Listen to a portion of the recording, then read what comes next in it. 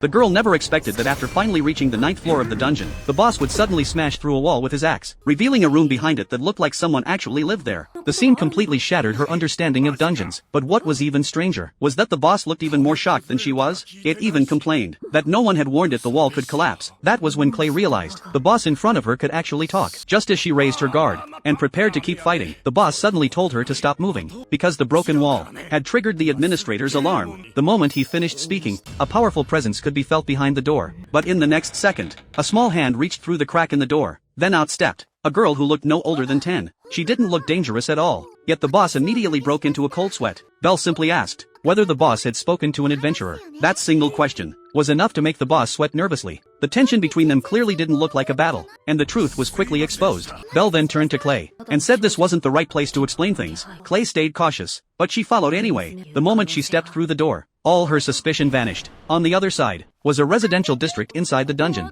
There were no monsters, and no need for fighting. In simple terms, this was the dungeon's safe zone. After they entered a room, Belle said something that left Clay stunned. She asked Clay if she wanted a job in the dungeon. It turned out, Belle was the dungeon's administrator. A dungeon needed someone to manage it, but the person had to be strong enough. Otherwise the monsters wouldn't respect them. Only those capable of reaching the ninth floor were qualified to become employees. That was why she wanted Clay to stay and work there. Clay finally realized that the dungeon administrator was actually the final boss, and the administrator was the ultimate boss of the 10th floor. However, Clay made a request. She wanted to fight first. 3 years ago, her father had disappeared in the dungeon. She had fought her way here to search for clues about him. If she lost, she would agree to stay and work. The administrator accepted. Soon they arrived at the battle arena on the 10th floor. The fight began immediately. Clay threw a dagger first, but the administrator casually blocked it. With a thin wand, Clay immediately launched a fierce close combat attack. She intended to pressure her opponent and prevent her from casting magic. At first, the administrator seemed relaxed, but after nearly being hit, she finally became serious. She even admitted